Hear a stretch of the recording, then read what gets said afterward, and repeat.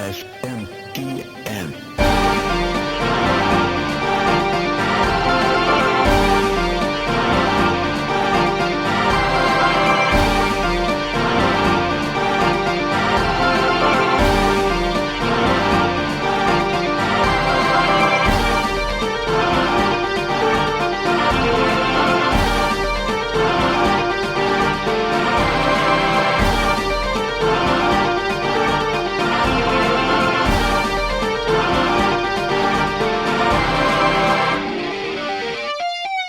How's it going, everybody? And welcome to the most oddly casual Shin Megami Tensei Network podcast episode ever. I'm your host, Spencer Presley, joined by John, who does not go by John, because it always messes Nyarly. me up. Okay, we got to just start with that. I'm All right. gonna call you John because I'm an old man. But I have this problem with you and Keith. When did this start, and where did these names come from? Well, my name comes from Nyarly from Persona 2. It was that was originally my Discord name, Nyarly, and then I just shortened it to Nyarly. But so then what is going through your head when you're like, all right, I want this to be like my channel name going forward and stuff like that? Well, it was actually, before it was my channel name, it was my admin name on the Joker's Phantom Thief Guild page. But, yeah, I guess the reason I came up with it because it's short for Nyarlathotep, and it's also the word gnarly. Yeah, it's just it's a spelled good word. a little differently. As for LaRue's name, I have no idea where he got that from. I have the opposite problem with Waffles. I know Waffles' real name.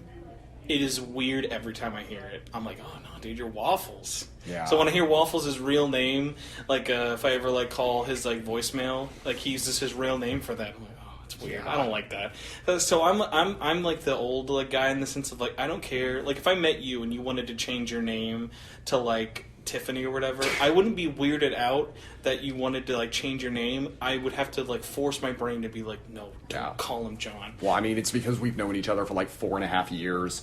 But it's just so funny because this was especially relevant when you asked me on your show with Keith, and when we were talking because you introduced you guys under your names because Keith's name he goes by is LaRue. yes. Because the way it's spelled always trips me with my head for it, and because I've always known Keith as just Keith, Yeah. it's that thing that throws me off for it. I find so funny, but so if anyone doesn't know, this is a very casual conversation between Shin Megami Tensei Network, and we are not going to be covering a lot of news. We're going to have one topic.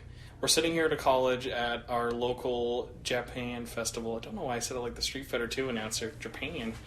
So we're just going to talk, very casual, interrupting. There might be people coming by. There might be crazy things happening. If this audio never goes up, we died in a horrible school shooting on a Saturday. But either way, we're going to get into this, but quick introduction in case you don't know, if the listener does not know who you are, what is the quick pitch on who you are and what your channel is? I'm a YouTuber. I've got a small but growing channel with about 8,500 subscribers, and I mostly do videos on the Persona and Megaton series. You might recognize my channel because I did the Has Persona Killed SMT video, which is popping up and everyone's recommended for some reason. My favorite is the amount of times you'll post on the Facebook group a video, and then every now and then you'll get someone be like, "Oh, you're that guy?" Yeah. Because it's not like there are people in the group who are sharing your videos who aren't you. It's always just you. Yeah. Which is funny. I've had people share my videos in the Persona and Megami Tensei L groups a few times, but not SMT Network. Mm-hmm. The funny thing is we had the opposite happen where someone posted Super Butter Buns, correct? I think is started doing Digital Devil Saga videos. Yeah, Digital Devil Saga for beginners. So I've never seen any of their videos. I know that they got big with Kingdom Hearts, I think, for beginners, or maybe other series. I'm weird with the content and then I look up for it, but someone posted their DDS video for beginners, and then they were like, "Oh, is Super Butter Buns in this group?" But it's funny because crazier things have happened. I remember when Apocalypse got announced, Sean Shiplock was in the group before anyone knew who he was. Well, I guess this isn't on the same level, but at TaioCon in 2016, there was this one cosplayer who was, I think she was stalking from Panty and Stocking, and I thought it was Ibuki, so I posted a picture of her And then it turns out she was in the group. That's so weird. I'm like, oh my god, what did I just do? I miss, by the way, one of my biggest things along with like going to conventions was doing panels about SMT and watching the like numbers spike in the group. It was so cool. Oh, yeah. Of like I would do a panel, and even if it'd be like 100 people or so, just like seeing them then get added in and be like, oh yeah, I met that guy and stuff like that. It really makes me wish like we had a lot more panels, kind of like not panels, like conventions locally that were a little more applicable to our stuff. I have been jonesing so bad to go to like a just video game dedicated convention, but I don't have the drive to go to like a PAX, you know? Yeah, it's like, I guess it's the closer you get to the center of the country, it's more anime and manga. It's all anime then out you here. Then you go like the far west or east, it's more video games. Yeah. Or sci-fi and comics. Like, have you ever been to like a just video game convention before? No, I haven't. Very different, and not even in a bad way. Because I don't know how you personally like. If you had to like gauge, what do you find like is more? I'm more into video games as opposed to anime, but I like both, and you're probably the same. Like, do you put video games over anime in that kind of culture? That's kind of a tough one. Like, I want to say video games because I guess I haven't really been all that active in the anime scene for a long time, but it's not because I don't want to, it's just more because I just don't have the same amount of time for video games and anime that I did when I was a kid. Which is funny, because if you think about it, I do the same excuse as well. It's like, oh, I don't watch a lot of anime, I'm usually playing a lot of games. It's like, if you're looking at it realistically, it should be a lot easier for us to just fucking sit down and watch some anime, Yeah. as opposed to just like play these 80-hour-long games. Yeah, but a lot of the games are also multiplayer games, which I play with people. Mm-hmm. Yeah, yeah, and that's the thing as well. It's a lot more social of an experience. Yeah. Like, unfortunately, like friends of the show and stuff, like our Springfield friends, like Dylan and Devin and stuff, like they all get together for anime night. I don't have enough friends like that to like. I wish that I could invite people over every week, and someone could finally say, "Hey, numbnuts, watch My Hero Academia. Finally, you're gonna like it." But since I don't have that, it's like I don't have that driving force. Yeah. And it's like, at the same time, it's like a lot of the games that I play have an anime aesthetic, so in a way I'm man. kind of getting both. Have you ever had this happen? This happened a lot, like before I met Mary, my girlfriend at the time. Well, at the current time, I say that as if it's like an incoming breakup. If people would go into my room back when I had everything up, all my posters, collector's edition stuff, be like, "Oh man, Spencer really likes anime." But it's because I have collector's editions from anime-inspired games. Yeah. It's like, no, I'm not, like, I don't have Hyperdimension Neptunia Body Pillow because I love the anime. I have it because of the games. Yeah. But it's that funny thing of, like, people kind of use them interchangeably, but I feel like the fandoms, while there's a lot of crossover, like, there's not as, like, I don't know a lot of people who, I love anime and I'm into anime as much as I'm into games. Yeah. But, so yeah, what are we here to talk about again? We're just shooting the shit and being casual. We somehow got into anime on your channel introduction. So you do your YouTube. What is, if anyone does not know about you, what's like the 60-second pitch on your channel besides I've talked about Persona?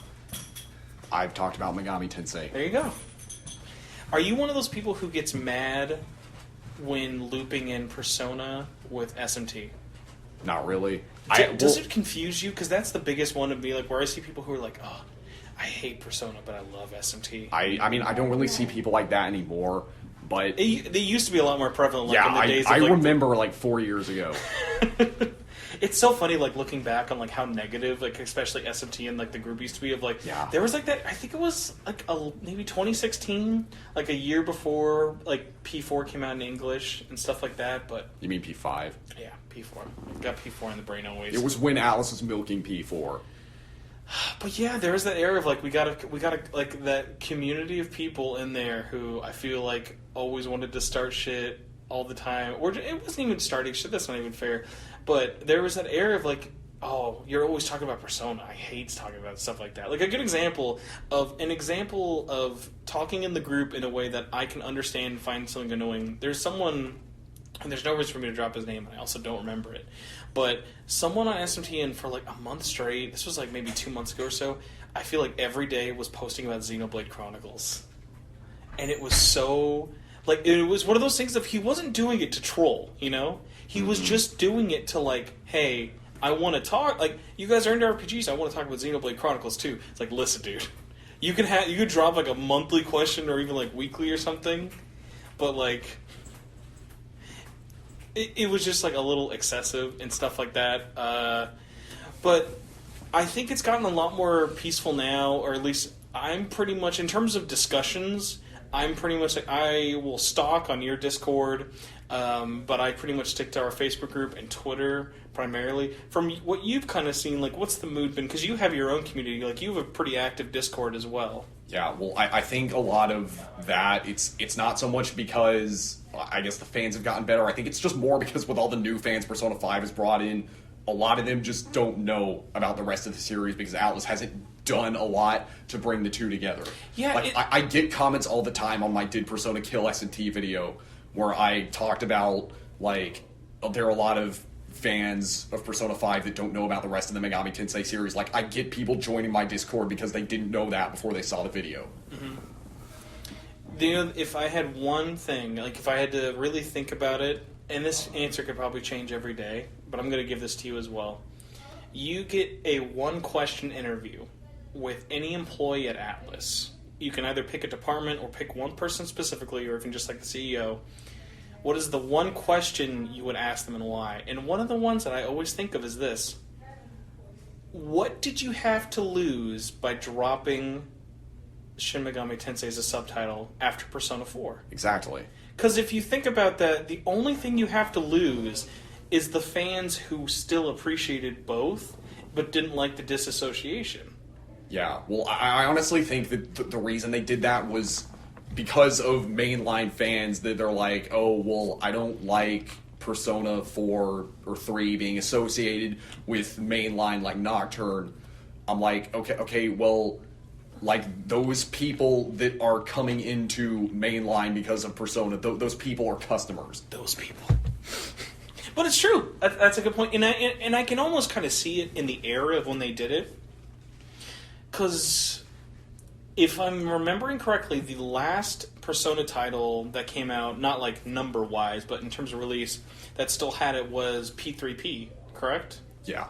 So I think a deal with that was, I think when they started going off into handheld ports and spin-offs, they were like, oh, we're like, cut off some of the stuff. Like, I think if like P4A doesn't have SMT, that's fine. But I feel like because, and you can make this argument, especially with P4, of like, oh, well, there's not a lot of systems from SMT still in P4. They're very different, but they still have a lot of similarity. Still got all the demons. It does, but then when you go into 5, I remember covering the pre-launch stuff for 5. It's like, all the stuff they were adding back in, like the negotiation systems and other things like that. It's like, no, they're still wanting to embrace those core systems. Yeah, which makes it weird. Like, this is the most mainline-like game of Persona since Persona 2, and they take the title out. This is another tangent, but this is the whole point of why we do podcasts. You know how Catherine had SMT representation in the jukebox. Yeah. And how P5 had DLC costumes. Yeah. What would you do, and how do you think the community's fan base would be if we find out those DLC costumes are not in Royal and you can't unlock them at all? I would go over to Atlas headquarters and I'd just slap everybody there. But you, after Full Body, couldn't you see them doing that? Yeah. I mean, I can at least with, like, you know, Catherine Full Body, the game, or I mean, sorry, not Catherine Full Body, Vanilla Catherine, it came out in 2011. And then Catherine Full Body came out in 2019. So I could kind of see, like, why they would just... Maybe they just kind of forgot to put it in. But if they did it with Royal, because Persona 5 is only a 3-year-old game, then I would go over there and slap them. Alright, so this actually goes into our topic, but do you have a question that you would ask Atlas? Where's Shin Megami Tensei 5? So I love how much people ask about this, and I've talked about this on Twitter and a little bit on the Facebook group. I legitimately, like, when it comes to people who are really impatient and really just want to know where it is, I wish more people would just hit me up. Contact me. Ask me why the game's not out yet. Ask me why you don't think any trailers have been out. Because honestly, I feel, at least without getting myself in any legal trouble, I have an answer for almost every where is this for SMT5 at possible. Because if you're like, hey, why haven't we heard anything about the game? and me and Melissa kind of brought this up on the last podcast, it is the team who is used to working on DS quality games. This is their first HD actual title. They're working on a brand new engine, no more proprietary. They're using Unreal 4, which is a very friendly engine as well, but there is no RPG even close to how Dungeon Crawler is, let alone will it still be a Dungeon Crawler. I think that team works very slow and methodically, which we've seen in the past. They also like to split themselves off. I think that's just Atlus's development teams in general. Well, and also that's another thing, is there's a lot of stuff that gets people mad without really knowing. Like, people think Atlus, and they think on a good day, oh, there's the Persona team, and then there is the SMT team. And there's the Re-Fantasy team. Which is not even the case. The Re-Fantasy team is Studio Zero, who was Persona Group. Or no, Persona Studio. Persona Studio, which is now Project Zero, I think if I'm remembering correctly, they were working on 3 projects at a time. Catherine Full Body, Project Re-Fantasy, and P5R. That is all from one dev team. And then Atlus has had the team from Devil Survivor working on Tokyo Mirage Session on Switch. So that's what they've been working on. So Tokyo Mirage Session isn't taking anything up. And then the team who finished up Apocalypse has been working on 5 ever since. Mm-hmm. So that team has been working on it. Oh my god, we're going to feel really old. Did Apocalypse come out in 2016? Yeah. Holy fuck. What a great game. But they haven't had that much time. If you think about it, they announced it February or March. No, it was March of 2017, SMT5. There's no way that game, and I mean, considering how much we've seen about it as well, even now the 2 trailers, that second trailer is basically just moving concept art the trailer. Pretty much. So, you have to be aware of how early that game must have got announced, and the only reason is because it was a new system. New stuff always gets announced and then gets pushed back forever. A lot of people don't remember a good example of a game that took forever after its announcement. I don't know if you were following at the time. Red Dead Redemption got announced at the announcement of PlayStation 3. Have you seen that video for Killzone 2? Where it was CGI one? Yeah, it was the CGI one that everyone thought was gameplay because they were told it was gameplay. Yeah. That same year was the year they announced Red Dead, and it didn't come out for another 5 to 6 years. Wow. And that's PS3 era. And that's just because teams are always fluctuating in size numbers. I bet you the team working on SMT5 is not that big until probably they get closer to ramping it up, let alone we don't even know the scope of that game. Yeah. That game could still have a lot of basis in the 3D models. In the sense of, I don't even know what the reaction to this would be, but I think it's safe to say, and I loved almost every Atlus game on 3DS, especially from the SMT team specifically, but there's a lot of copy and paste from what those games have, in terms of... They did it with the PS2 as well. Yeah. Pretty much, I think it's all the Megaton games on PS2 run on the Nocturne engine. Yes, they do. And boy, let me tell you, by the time you're at Devil Summoner 2, you can definitely tell. Yeah. Because that game in the 3D open areas, you're like, this game was not made for this. Yeah. Because Nocturne was 03 for the JP release? Pretty sure. It was either 02 or 03. And as we know, Atlus used to be a lot worse about this, but Atlus was the last company ever who wanted to be on current gen hardware. I'll never forget, because when did you play original P4? Did you ever play it on PS2? I have it on PS2, but I haven't played it. So the version that I played of OG P4 was the digital download version on PS3. Mm-hmm. So I remember I had a PS3 at the time, because that game came out December of 2008. I was already, we're already deep into PS3 when that came out, and I remember telling my dad, I was like, Dad, I want this PS2 game for Christmas. He's like, what do you mean, you got PS3? What do you want, PS2 game? Because I remember at the time, P4 was a weird one of reviewers had it forever, and the hype for P4, I don't know if you were following games very much at the time at all, it was crazy. People were like, dude, this game's 200 hours, and it's if you were a big weeb, basically, 08, the game of the year was P4. I think the only thing that actually probably stole its attention was... Would that have been the year of Demon's Souls? No, Demon's Souls was 09. Because I remember that was the first big game for Atlus on PS3, was Demon's Souls. They didn't even make it. Oh, yeah, that's true. That's its own interesting thing. Oh, man. I would love to just do, what was the video you did talking about Atlas games people don't associate with? It was obscure Atlas games you should check out. Dude, if I ever would want to like make a video and collab with you, I love the weird publishing side of Atlas. That's basically dead now, and I love joking about it because mainly RIPD's existence makes me laugh like nothing else. Yeah, I have to wonder, like, how did Atlas get to publishing games like this? Like, it was because it's not just RIPD, it's like Game of Thrones, Rock of Ages, Trine, 101 in 1 Party Mega Mix, Citizens of Space. Well, that's okay, that I can understand. Citizens of Earth. Yeah, dude, the publishing side of Atlas is so weird. Like, how do these Western developers, like, okay, who's going to publish our game? Oh, how about this company that's known for publishing games for, like, fat neckbeards like myself? But, dude, the funny thing about it is, like, during that era, there weren't a lot of, like, publishers who could help you get attention, and I think because we were coming off that era of indies could self-publish, but it was still hard to get attention if you could have like a company release like for PR. A really great one no one ever remembers. Do you remember a game? This was developed by Zombie. It's a horror game called Daylight. Sounds familiar. It was published by Atlas. I remember this because a friend of mine worked on it. It's the same guys who did Blacklight Retribution. It's the procedurally generated horror game. I think you can still download it. It's a very, very interesting game, but that was an Atlas one that I'm willing to bet everyone listening to this podcast, unless you worked on that game or bought a copy yourself, have never heard of Daylight. It sounds familiar, but like... But yeah, Atlas just has such a weird, cool history, which one of the things I didn't think of, because I remember when Atlas got bought by Sega, I didn't think that part of them would go away. Like, a lot of people were worried, how is this going to affect our mainline games and developed games? And it really hasn't too much, but it is unfortunately kind of... It's hurt their localization, that's for sure. It's done a lot of... It's made things very inconsistent, I'd say.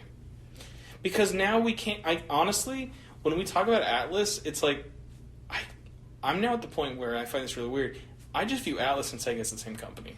They've been owned by them at this point now, and I know the fact that the people, at least in the Western offices, in Europe and in America, Atlas's headquarters is Sega's headquarters. Atlas's PR employee is the Sega PR employee. Even you know that now. Like, it's not like crossover, like, back in the day, like, post John Harden, like, helping each other out, like, different departments merging together. It's like, nope, they just share everything now. Yeah. It's very incestuous, and not in a bad way, but in a way that it makes me miss the days of them publishing stuff like Conception 2. We're never going to get them doing Conception 2. And a good example is all the stuff that NIS America has picked up. If you pay attention, NIS America is basically now becoming Atlas of 5 years ago.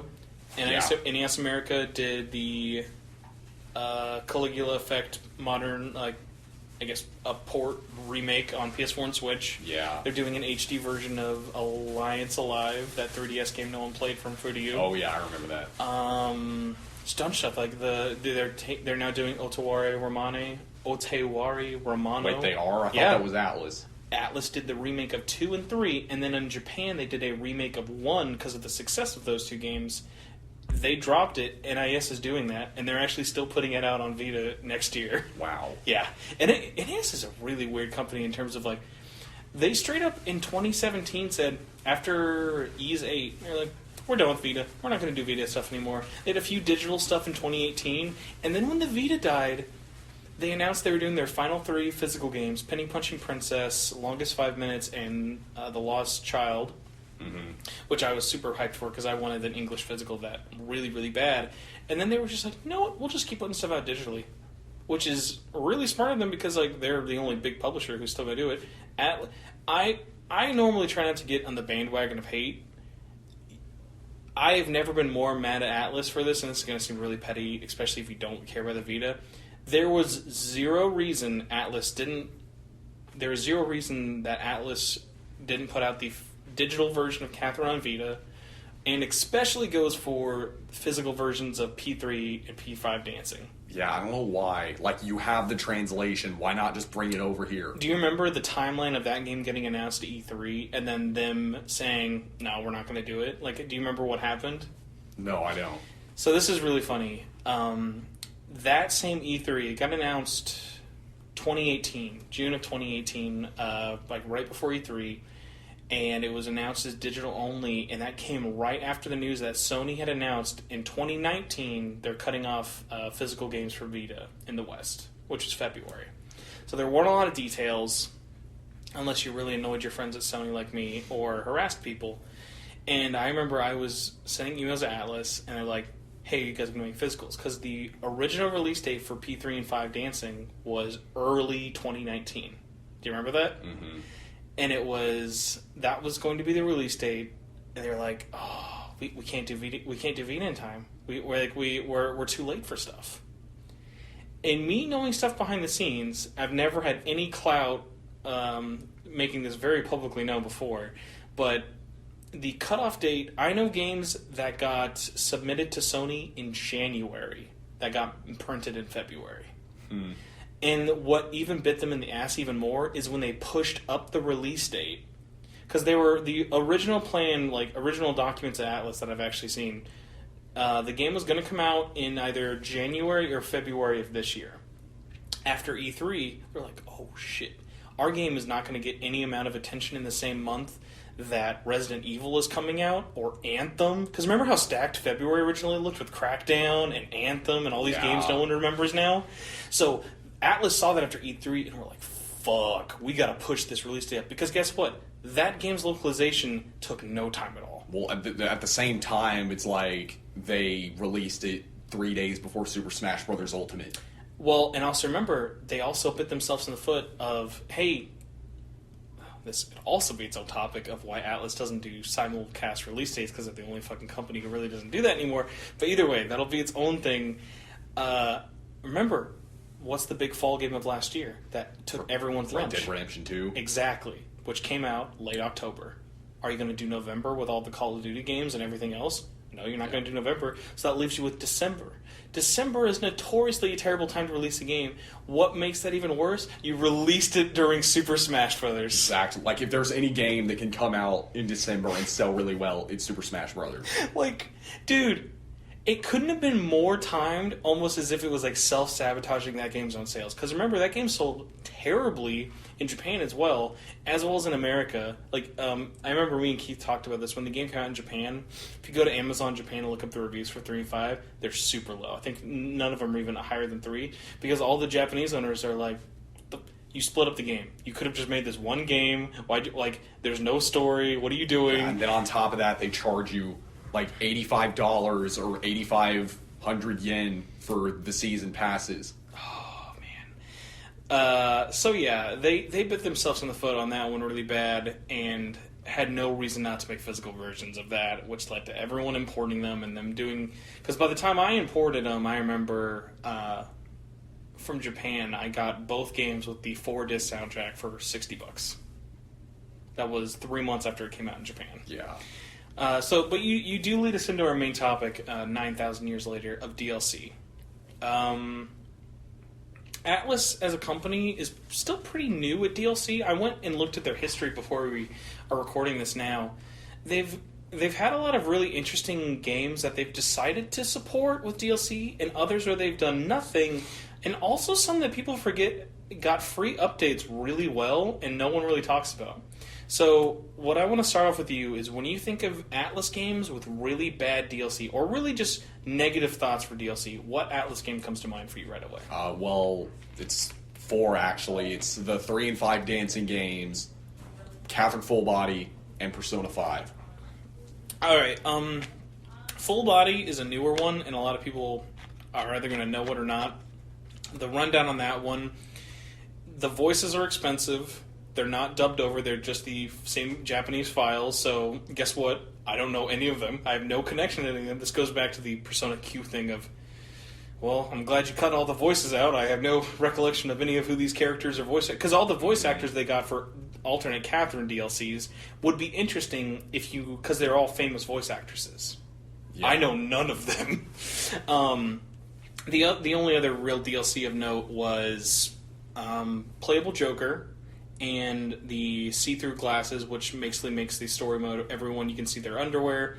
The Joker stuff is a little bit interesting because they do have a lot of unique voice lines and music. the note about that is both of those DLCs are over $5 a piece and were free if you pre-ordered in Japan, but we got no digital bonuses in America. Well, I think like it's really not that bad if it were an original game, but it's a re-release. Like if you're gonna of a game that also had no DLC for $60, like if you're gonna re-release a game for $60, you really shouldn't be charging people for extra DLC. And it's day one.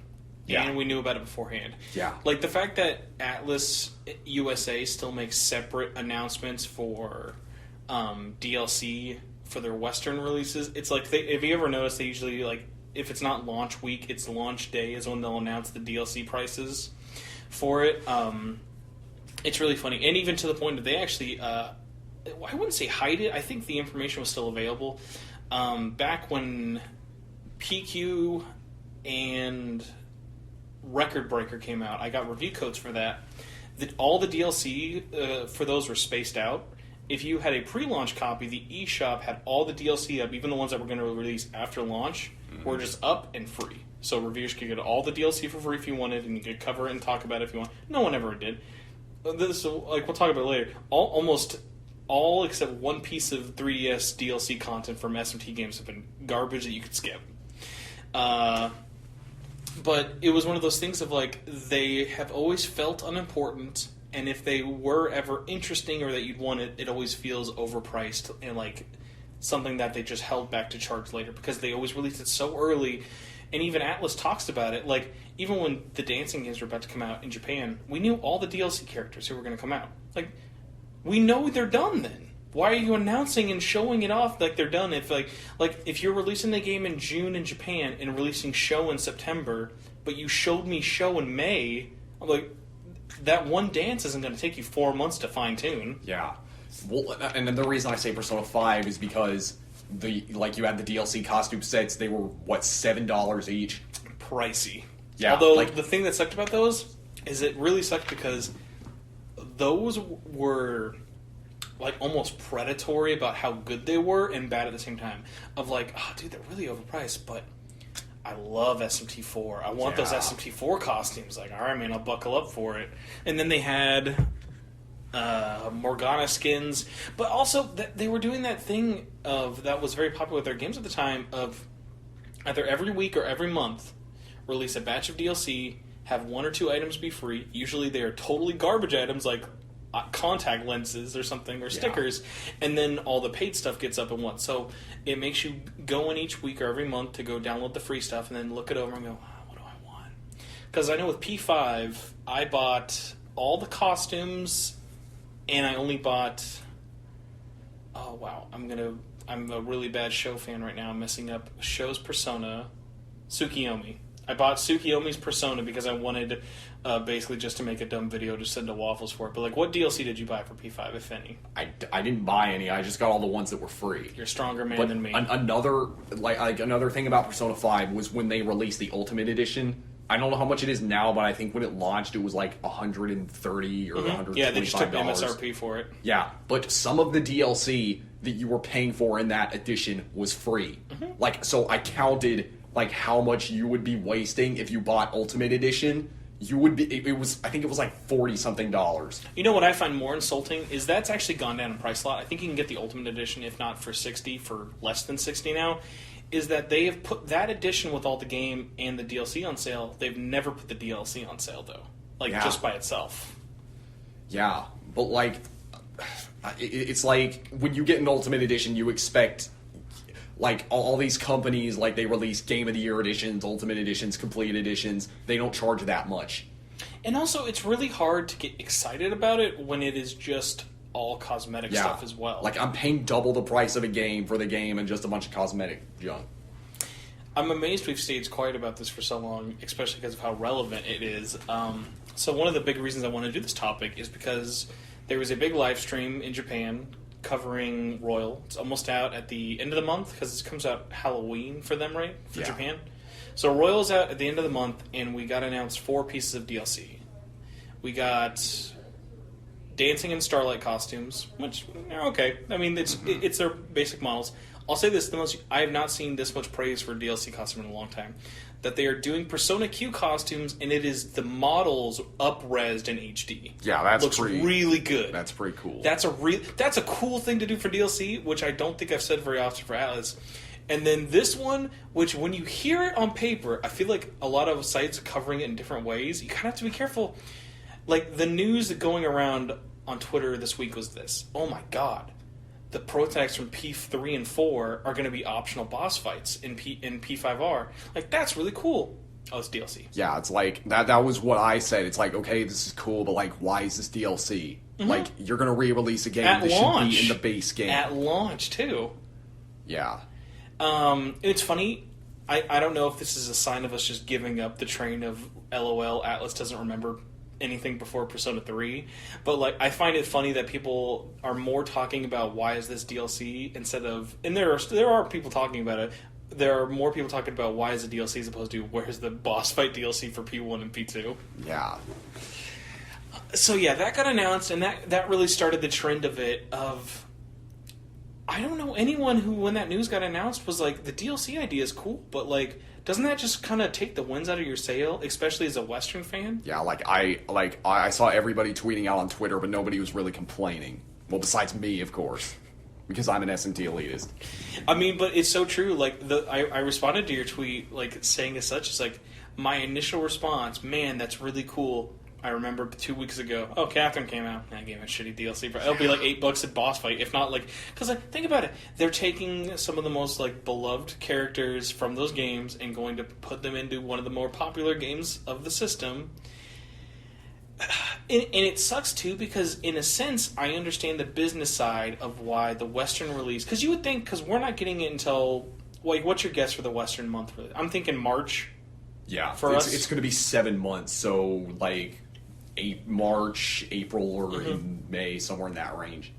I'm thinking we're going to have to wait all that time, and even though all the DLC will be out in Japan by then, we're still going to get the DLC in waves, whatever else they're all doing, whether it be more costumes or more boss fights or more personas.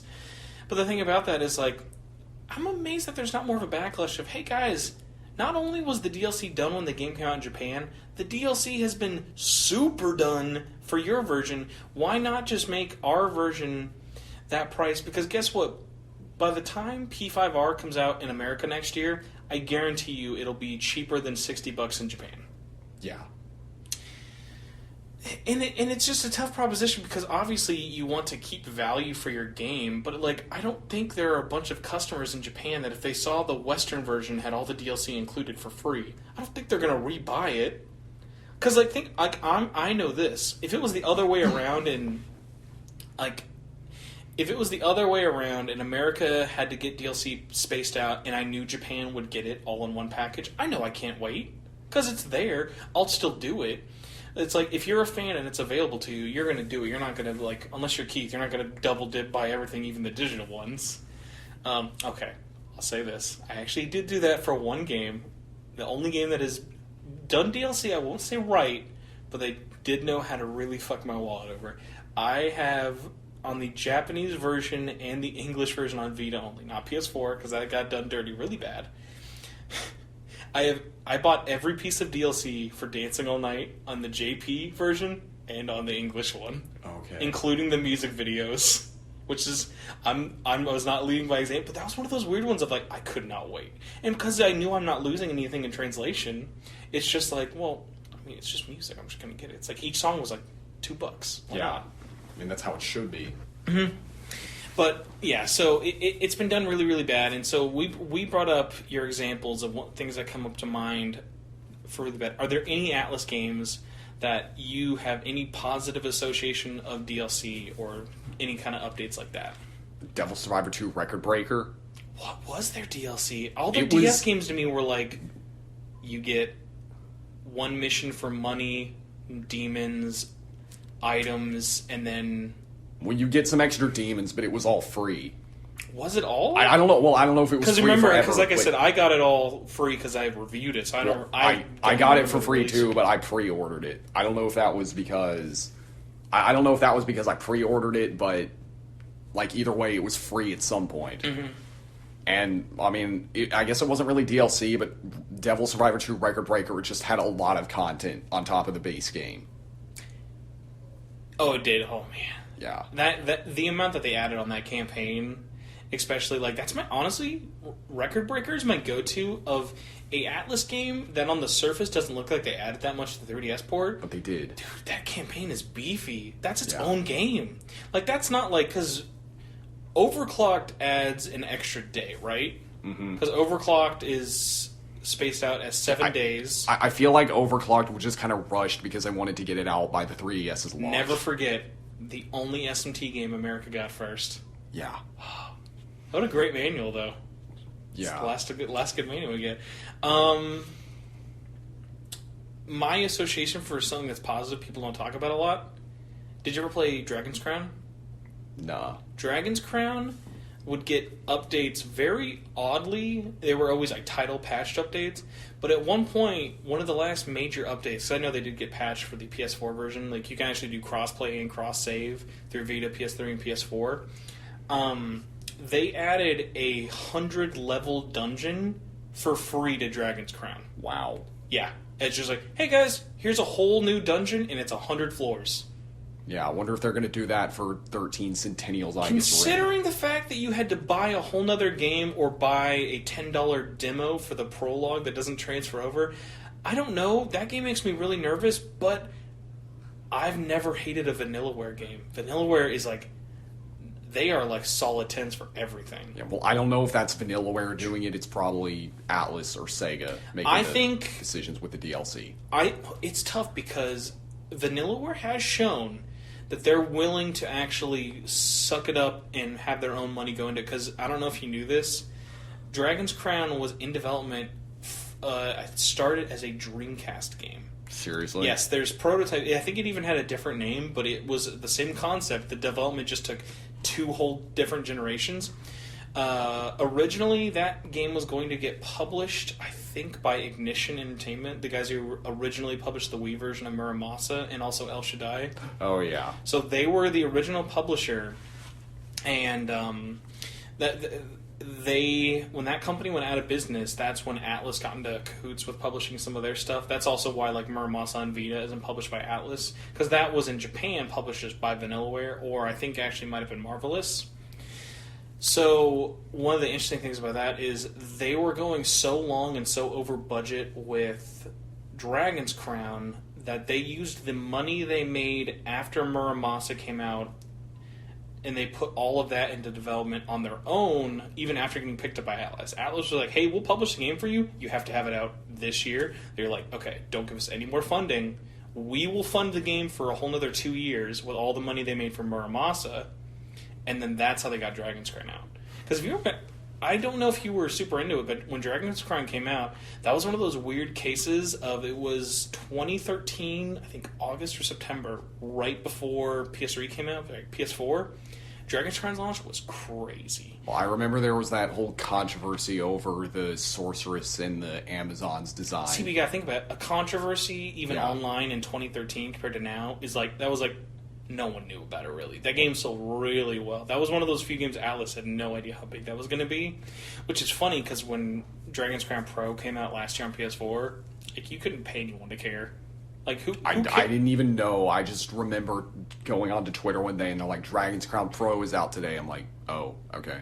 By the way, another example of how Atlas, I really just want to jump into their PR or marketing bus so far. They released that game the same day as their own release of Strange Journey Redux. Why?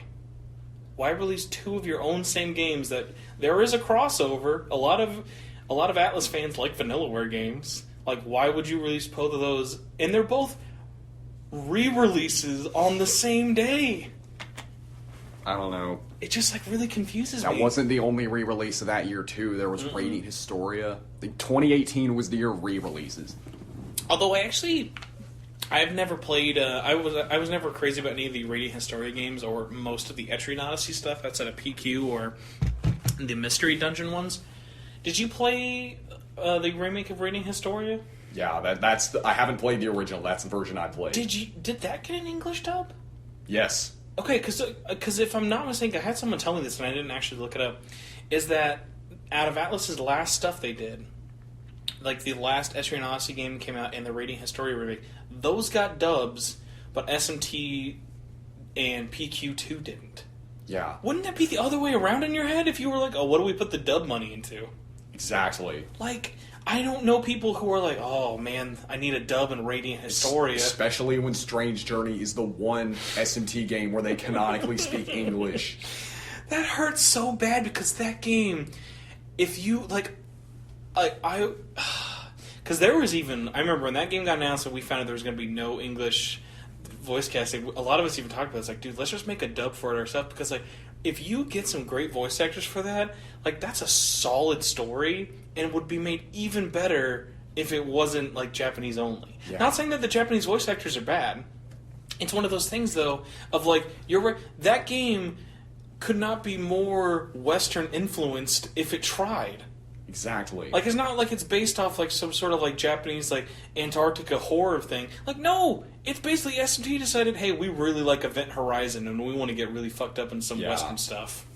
Let's make Doom if it were JRPG. Oh, God, it's so true. And it's funny, too, because I'm a little bit on the outlier. I didn't care for most of the extra story they added into Redux. I didn't hate it, but, like, I felt all the new stuff felt very tonally off compared to the original game. You don't have to use that stuff. Like, if you wanna play Strange Journey in its original form, you can still do that. And that's one of the things that always keeps me from being like, no matter what I complain about Strange Journey Redux as a game, whether it be the art style or stuff like that, like, I will always recommend it because guess what? At its core, it's still Strange Journey, and it's basically SMT4. Exactly.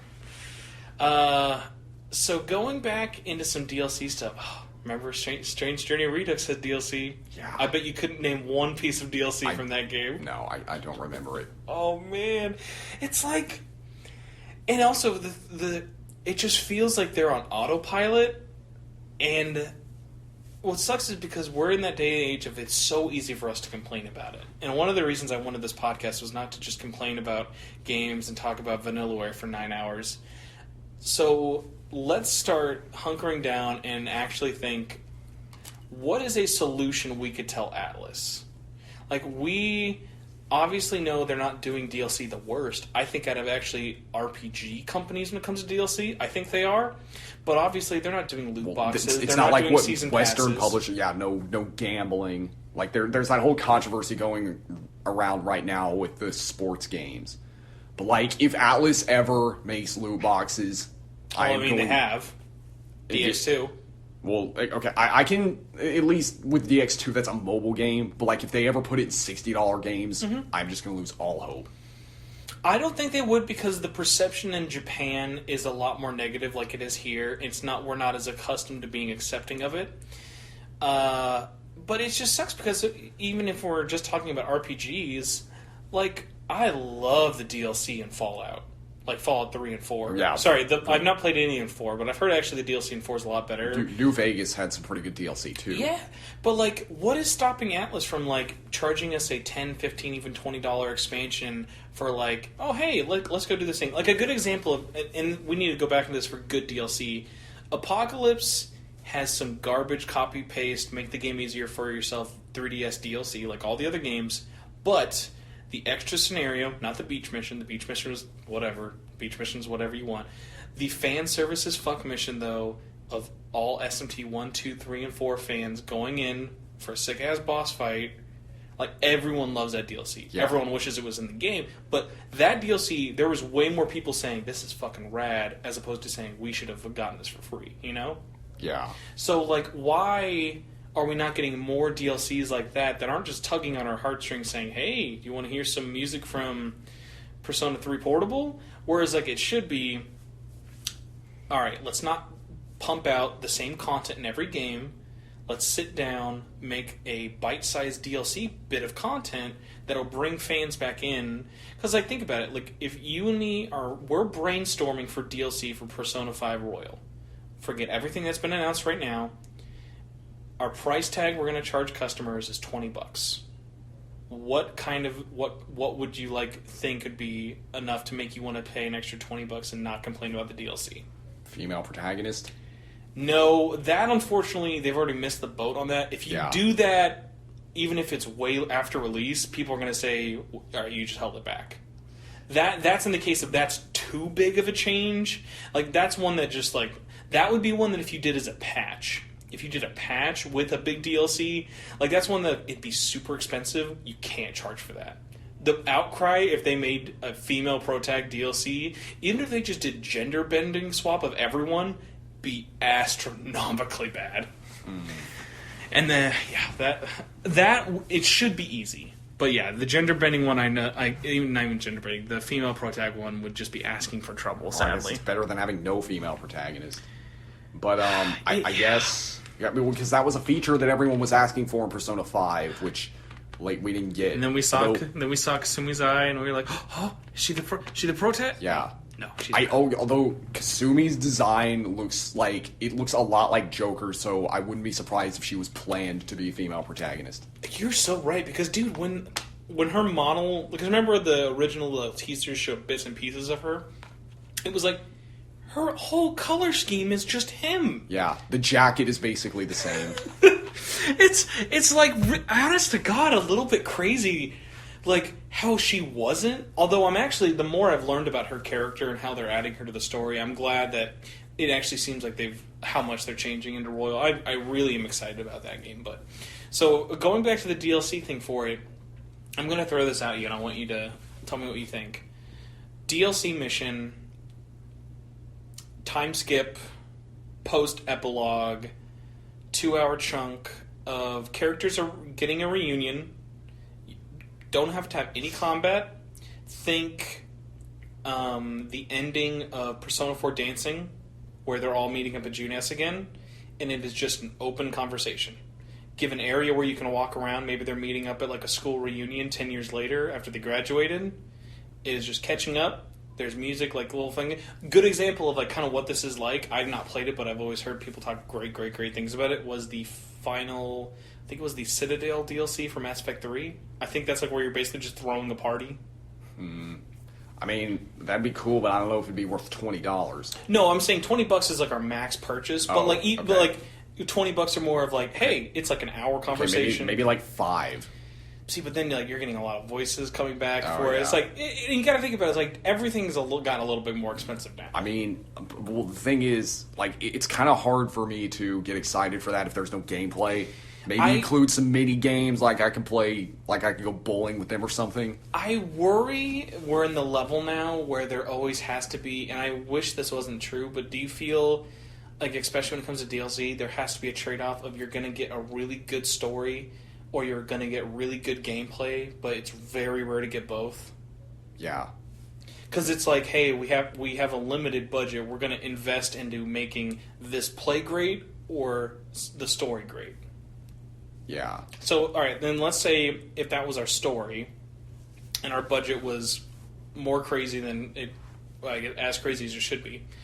What kind of thing do you want? Do you want to just say, hey, this is the Tartarus DLC? Or it doesn't have to necessarily be Tartarus exactly, but let's say we have a randomly generating dungeon with all new assets from different palaces that aren't in the game, and some might be from past games or stuff like that. Because the thing with that, especially P5, because remember, this is specifically P5 DLC, the dungeons aren't 3 and 4, or even 1 and 2. We can't just make copy-paste and change the backgrounds. Like, the palaces are very unique in how you even traverse them. Yeah. So that makes them tricky as well. Because how many palaces are in P5? 8? 7 or 8. Okay. Like, around there. So it's like, it's clearly, like, a lot. So do you think, like, just doing one new palace would be a thing? Like, something that could, like, make you come back a lot? Because I feel like if you do just one palace for $20, and even if it's, like, the best palace in the game, that might give you, like, a thing of, like, oh, this is cool. Are they going to add more? Because you ever had a game that does, like, really good DLC, but there's just one piece? And you're like, wow, why was there only one of these? Yeah, like the Joe DLC from Resident Evil 7. Yes! Like, actually, Resident Evil 7 has fantastic DLC, but you can clearly tell they've got, like, 5 teams, and they all did their own thing. Because, like, the closest kind of skew is... Oh, God, not even really, because like even the Chris DLC is so different than even the Zoe DLC to the Joe DLC. Yeah. But yeah, they're all so different in their own little way.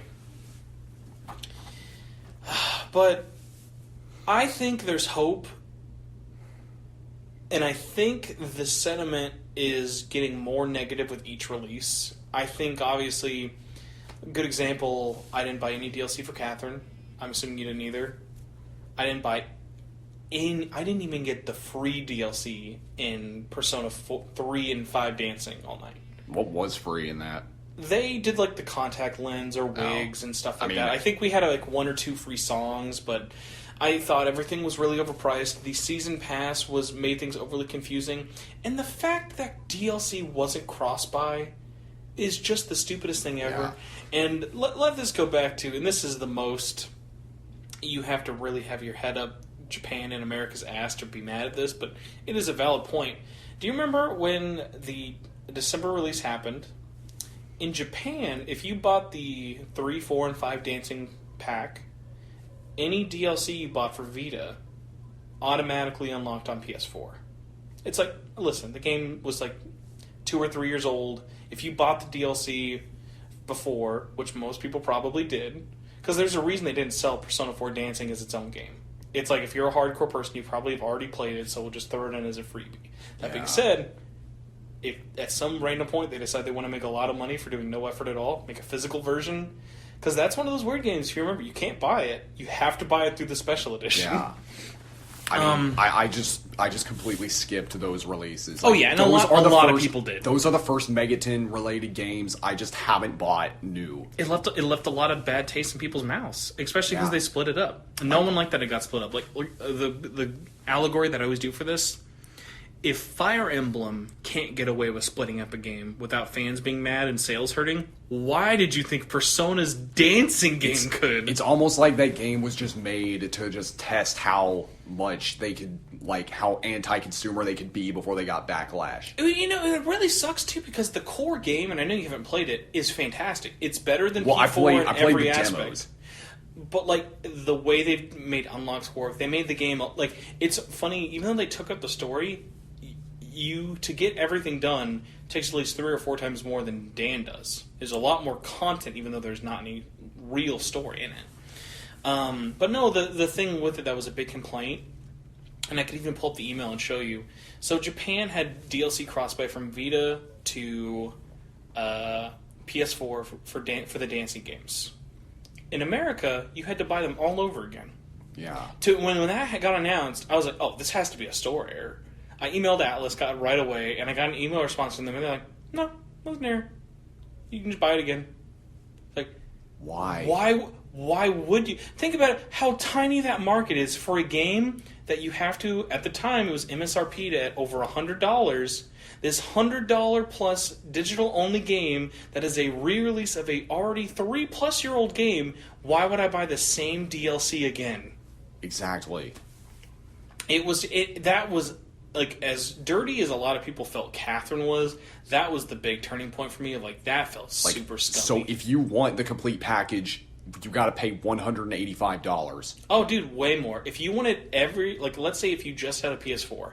If you had a PS4 with 3, 4, 5 dancing on it and wanted all of their DLC, you're guaranteed to spend over $250. Yeah, like, for that much in 2018, I could have bought Red Dead Redemption 2, a system. Black Ops 4, any system. And Super Smash Bros. Ultimate. 3 way better games. I can't believe I'm saying Black Ops 4 is better than an Atlas game. It's just so funny because, like... And what sucks is those games, unfortunately, already sold software-wise so bad that I don't think them messing up so bad on DLC, I don't think rang home for them then. Because the game already sold bad. So it's like, hey, if there's like 2,000 of us complaining, it's like, well, you guys barely even bought the game to begin with, so why should we change? Yeah. But I think they can do better. I think that we as consumers need to keep harping on them in an obviously, like, not a harassatory way, but like, just let them know, it's like, hey, you guys make great games. Have you ever, like, actually noticed, like, if you compared any % of your game to your DLC, it's like there's 2 whole separate teams. They might even be two separate teams. Wouldn't be surprised. It's like, think about it like this. Did you play Spider-Man PS4? Not yet. Spider-Man PS4 had DLC come out each month after its release. So it came out in September, October, November, December. There was a DLC campaign for like $10-15 a piece. Those were made by a team totally separate from the main game. You would not know that if you played it. It's obviously not as finely crafted or whatever, but like the quality of it still feels like you're playing the base game that continued on. But like when I see the DLC for Atlas games, I'm like, this is like clearly just feels like an intern project. Yeah. And they're not making money from it, so why do they keep... It's like they must in their head set the bar so low that the few amount of people who actually do buy all the DLC must make it up for them. But I've just never met any whale out there because, like I said, I bought all the DLC for Dancing All Night. I've never done that for any of the other games, even Ultimax. Remember how bad some of the DLC was for Ultimax of like chibis and music packs? Yeah. The music packs were great. Actually, Ultimax is a weird case of Ultimax. The DLC characters, it's hard to say overpriced because Arc System Works just does it with all their games. But like the characters that they added were really cool and unique. The music packs were great because fighting games can never have enough music. But like they just stopped. Ultimax basically after who was the last DLC character? Marie? Probably? Marie or Elizabeth or something? Wasn't Marie like a pre-order bonus or something? Yeah, it was Marie and Adachi. Okay. So whoever the last like legit character was for it, and then all the DLC avatars came out, that game stopped. We weren't stopping. We begged for any more like honestly, we would have taken Contact DLC at that point. So think about it like this: the games were adding more DLC post-release. Like think about it like this: Persona Q doesn't need DLC.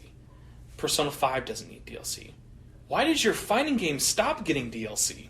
If fucking Cross Tag Battle can keep getting DLC, why would you cut the cord on Ultimax? Cross Tag is like DLC the game. Exactly. But the thing about it is like there are games that just support it more. Like think about it like this: if it wasn't for the fact that obviously the game sold very poorly and the DLC got even worse reception, why did we stop getting DLC for the dancing games?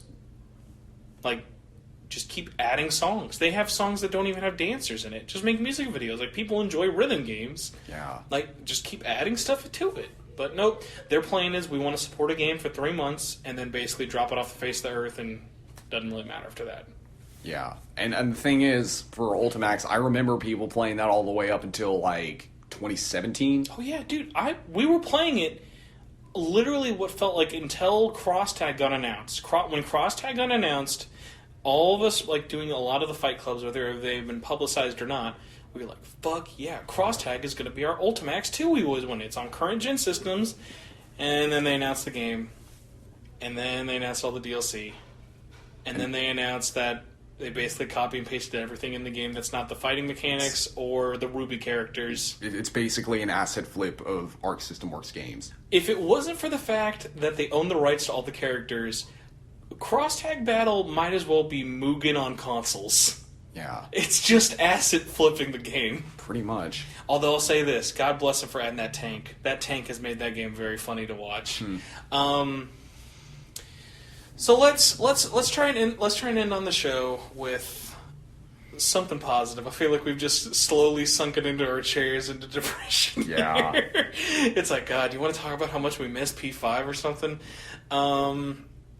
Let's get away from DLC, because I don't think we can really do much positive with that without just kind of going into speculatory. What's one thing Atlas related that you're really looking forward to, and why? Well, aside from Persona 5 The Royal, I mean, I want to say SMT5, but we still don't have much info on that game. But we're in that like digestion era of it. That game could be anything. That game could be SMT cross Fire Emblem levels crazy right now. We don't know what it could be. Yeah. And that's what makes it fun to cover, of like when you're so hungry for any information of like, I hope we kind of start getting into that era of like SMT like getting really, really, really crazy leading up to 5. Because I miss the days of just like new demons like getting teased in magazines, and like where's the mythology going to go, like what theology and stuff is the game really leaning into. Yeah.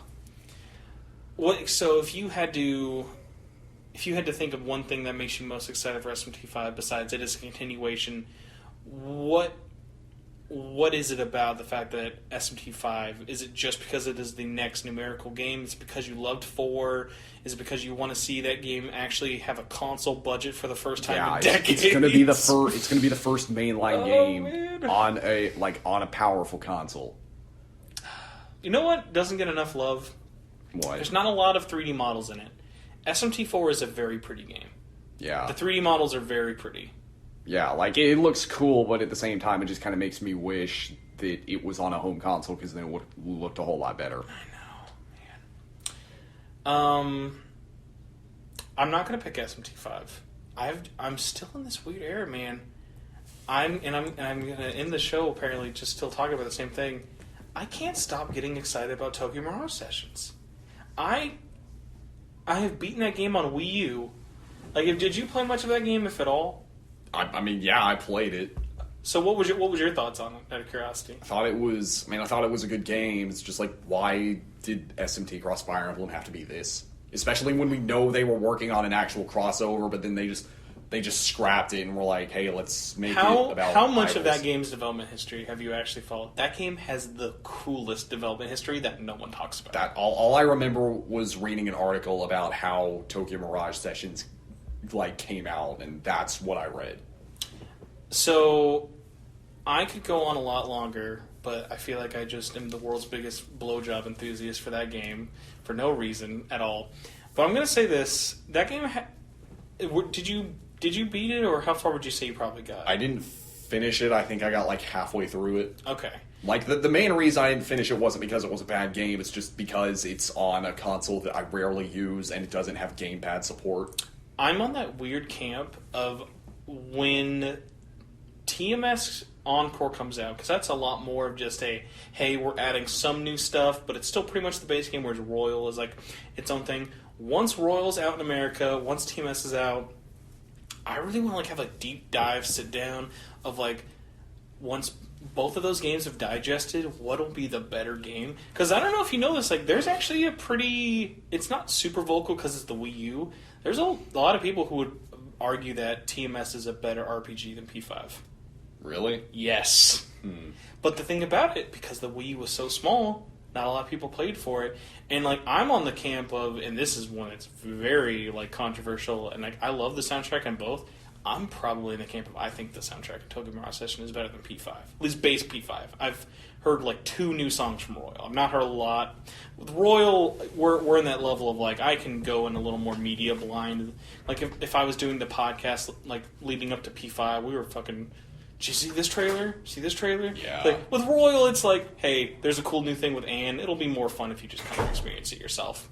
I'll end on this. I'm continually excited for a Switch game, which I have a Switch. I have dozens of games on Switch. That will be the game that will make me leave my Vita at home and bring my Switch with me to work. I bring my Vita with me and play it at least 90 minutes or more every day, just because I have a lot of downtime between doing stuff. That will be if I'm at work and I have free time, I'm playing on the Switch, I'm going to dock it as soon as I get home and get to it. I'm going to marathon the shit out of that game. I'm going to end it on this fun fact that this was from a podcast interview that I did with John Harn. This was right before he left Atlas. One of my favorite things, and if you don't remember this, it's okay. This was the one time I ever did a Patreon exclusive episode, and I think I left it exclusive for a year. I think it was because that one week you got sick. Mm-hmm. Oh yeah, I forgot about that. That was back when I was I gotta put something on, motherfucker. I asked John Harden. I'm not gonna make it a question because I'm gonna say it either way. If Nintendo, because Nintendo published it, they did not fund all of the development. The development cost was split between Atlas and Nintendo, but Nintendo has first right to decline. So basically, Nintendo has first dibs for publishing. It's whenever a movie comes out in America for Dragon Ball, or in general. Fox, oh my god. Disney, now, because they own Fox, now have the publishing rights to Dragon Ball movies. That just sunk in. Holy shit. That's weird. I don't know how to feel about that. That's so weird. Wow. That's a weird tangent I didn't think I'd go on. Okay. So Nintendo has first right to decline for publishing wherever they in the world. Obviously, they did Japan because publishing in Japan is not as big of a hurdle as it is worldwide. Hence, also why that game didn't get a dub at all. But that game does not need a dub. It's like, you know how Strange Journey. It's like, boy, this could not be more for Westerners. If there's an SMT game that doesn't need a dub, it's Tokyo Mirage Sessions. Like, it's idle ass idols the game. Like, can you imagine if they dubbed those songs? Oh God. Okay, so I asked John Harden this because, remember, it was like maybe 6 or so months after the Japanese release until we got it, because I think it released in June and we got it like late December or like February maybe. No, it released in December in Japan in 2015. Oh, okay, then we got it like June. Yeah. Okay, just flip the other way. So I remember I asked John Harden, this is before the game came out, I think. I told him, I said, if Nintendo declined this game, I want you to be very candid with me. If Nintendo declined to publish the game in the West, would Atlas have committed to publishing it? Because the game's done. They don't have to develop anything. They already localized it internally at Nintendo. Would they have done it? And he was like, no. We wouldn't have done it. They didn't even believe it wouldn't have done well here. Wow. How crazy is that? Like, they don't think it's a bad game. Like, I remember I've even talked to John Harden after the interview. It's like, that's a great game that not a lot of people talk about. But it's like, dude, that was such a recipe for disaster. Because think about it. The only people who should like Tokyo Mirage Sessions, not Fire Emblem fans. It has a lot of cool Fire Emblem like Easter eggs. But that game is a SMT-ass SMT game. Also very Persona. I mean, they even like, I think they have a Persona's like word for, I think they call... The Mirages. The Mirages have like Persona something. Is like, it's been very many years, but... It's like the audience for that game at its core is 90% SMT Atlas fans. And remember when they re-revealed it as Tokyo Mirage Sessions, remember the backlash? I bet you that reveal trailer has one of those like cases of where you see a shit ton of dislikes. I thought it was an April Fool's joke. Oh yeah, because wasn't that like the April Fool's Direct? I woke up to it on April 1st. I'm like, is this a joke? Oh man, I would love to go back and find that trailer. But yeah, so that's one of those cases of most of the fans who wanted Fire Emblem Cross SMT felt totally burned and were like, I'm not gonna fucking play this. This is a joke of a game. Insert clown meme or whatever. So yeah, I recommend at the end of the episode, go check out or pre-order Tokyo Mirage Sessions blindly. Anyone who doesn't like it, I'll PayPal you your money back. I'm that confident it's that good of a game. But I will say this to end this one, at least for me, check out any behind-the-scenes stuff for that game's development. Because that game had the craziest fucking development. Like, did you know no one has ever touched that game development-wise from Idea Factory? Not Idea Factory. That'd be a weird crossover. Intelligent Systems. No one from Fire Emblem worked on that game at one point ever. It was always an Atlas game. The most they did were like, hey, are you okay with this? I mean, I wouldn't be surprised if the whole reason they announced it was because the Wii U wasn't selling that well, so they're like, okay... Well, because that was the Hail Mary Direct. We need a really kick-ass idea. Wasn't that Bayonetta 2 announcement too? Something like that. Yeah, that was like... It's like, okay, we need a really kick-ass like announcement that's going to get everyone hyped up to buy a Wii U. Well, just because, remember, that was like that weird era of, and I don't think we'll ever get there again, but if we do, I'd love to, of like, never forget the world's most weird promotion. Buy Fire Emblem Awakening and buy SMT4 and we'll give you $30 in eShop credit. Yeah, that was a great deal. Good. That was a great deal. Yeah. Or if you're me, who doesn't play Fire Emblem games because I'm a very picky RPG baby, just steal the Nintendo Club code and just get the eShop that way. Alright, that's all the bullshit I have to say. I desperately have to use the restroom again, even though it's only been like an hour. Thank you for sitting with me and talking about this bullshit. You're welcome.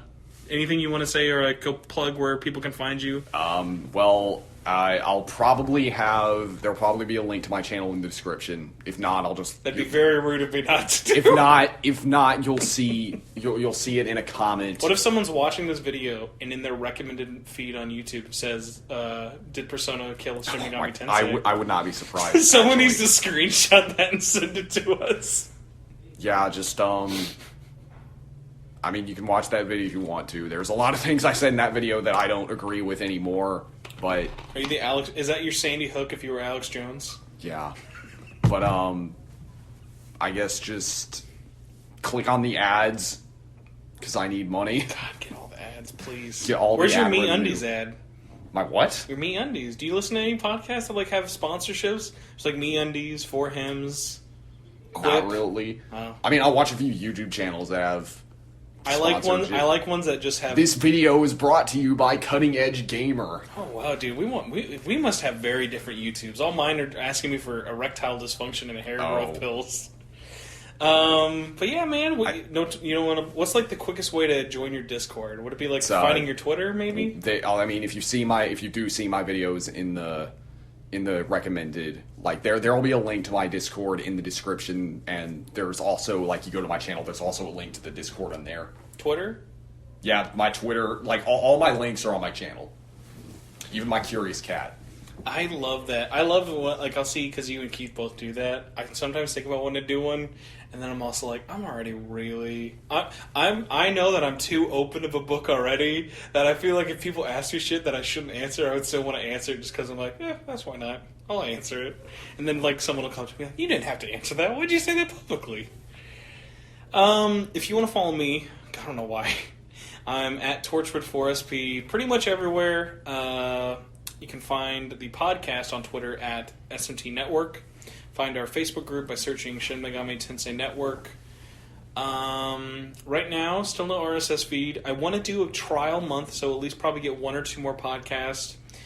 Kind of get all the reception, decide what I want to do in terms of bringing the show back. Keep letting me know what you guys think of the show.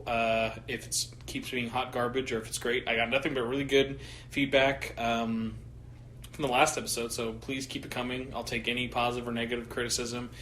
One little thing. I actually did get one negative comment. After I released last week's episode about Catherine, someone I've never met, someone who's not in the group, someone just found me on Facebook. Their profile image is the cover of SMT4. They said, "Why'd you do that?" That's all it said. Why'd you do that? Oh my god. My hope is that they were a long-time fan and they never joined any of the social stuff. And then they saw the podcast came back and it was all about Catherine. Like, oh, what the... like, I love that no one called me out for that. That I brought back my SMT podcast talking about a Catherine game for 90 minutes. Yeah. It's okay. Next week we'll talk all about Sonic and the Olympic Games. Okay. Round it out. Hey, when is Spencer Megami Tensei 2 going to be finished? That's a great question, because I bet somewhere on Victor's hard drive there's some form of that game. Yeah. We need to get that development update. Hey, What'll come first? Hey, SMT5 Victor, or that? if you're listening to this, can you put me in the game? Oh, dude, we totally could. I want to find a way, and I bet we could easily do this, to warp all of Spencer Megami Tensei 1 into, like, RPG Maker on consoles. I bet we could actually do that probably pretty easy. Yeah. I just have to take the JPEG of my face and Hideo Kojima out of the game. Yeah. But yeah, man, thanks for coming. Thank you for listening. And hopefully this did not sound like too much hot garbage, but next week, I'm not sure what we'll be talking about, but it will definitely be more SMT related than Catherine. I can guarantee that. Yep. Have a good one. See ya.